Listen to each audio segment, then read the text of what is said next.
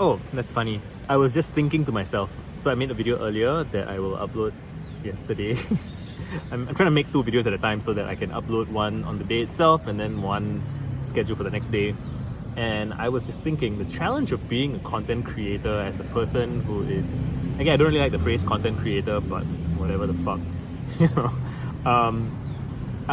The challenge of being a person who makes stuff for public consumption and being a person who has taste and follows one's nose and does what is interesting is that it's difficult to say stuff every day in a way that feels natural and organic, right? Like, so the rhythms of production and the rhythms of consumption by viewers, right? It's different. And I don't just mean in terms of like what time of the day you're watching my videos or whatever. I mean, I've said a lot of the shit that I want to say. I've already said it, I've already tweeted about it, I've already made blog posts about it, sometimes a dozen times, and yet a lot of people who are new to me haven't heard it yet. And even people who have known me for a long time, they appreciate hearing it multiple times. And there's something about the nature of repetition that's really effective for the viewer or the reader or the consumer that nonetheless is not a lot of fun for the creator. And so the challenge is, how do you have fun repeating yourself? I think that's the thing I'm trying to get at. How do you have fun repeating yourself? And I think the trick is you want to have a certain random generating input influence, if that makes sense. And now I'm thinking about it, I remember how Seth Godin used to publish blog posts every day. I think he still does, and I haven't read him in a while, but he was one of the OG marketing authors, writers, bloggers that really influenced my thinking. He had this perspective. He's like a philosopher disguised as a marketer.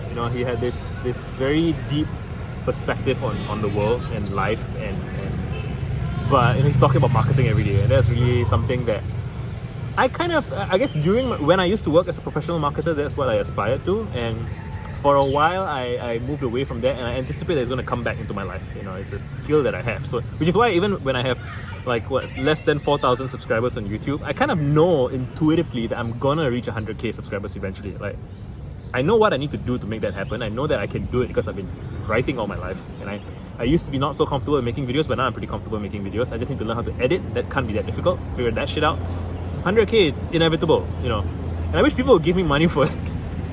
That's just a little cry of I wish I could get a loan from like YouTube or from Twitter or from whatever, where they give me 100k now and I pay them back whenever, I don't know, so that I could just invest more in things right now. But I mean, I don't know. Anyway, what was I going to say? How do you have fun repeating yourself?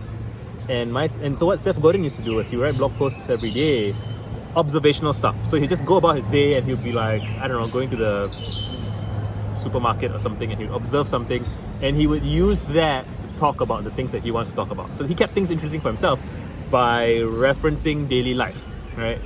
And one of the things that COVID did was my friend Venkat, he said that COVID reduced the amount of randomness in people's lives, or amount of just because people are staying at home. So you go out and there's like nobody around, you don't see random shit happening so much. In my previous video I mentioned that there's a kid screaming over there. It's probably gone by now, but just it's all that random noise. You use that, and I'm thinking also like how oysters make pearls, right? There's some irritant that enters the oyster, and then the oyster makes the pearl around the irritant, right? And so to produce content regularly without driving yourself mad by the repetition, you want to allow the input from external reality to surprise you, right? You want to be surprised. You want to repeat your talking points, but you want to be surprised. I don't want to be I don't want 100,000 subscriber audience if I'm gonna be bored. That's not a price I'm happy to pay. I demand interestingness in my life. I'm willing to work hard for it. I'm willing to struggle for it, but I refuse to repeat myself in a way that I feel is soulless. I want to have soul, bitch. I want to have fun.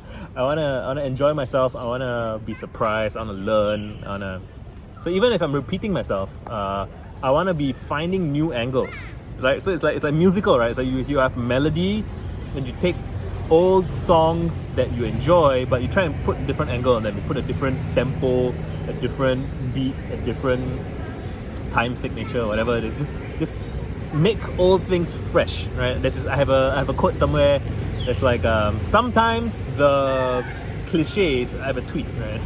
The cliches have to be restated in fresh language to brush off the dust, so that you can see the godly sheen underneath. And yeah, I don't want to repeat myself in a dusty way. I want to repeat myself interestingly, and that's what I want to say. How do you have fun repeating yourself? Let randomness get involved, and then respond to that, react to that. Yeah.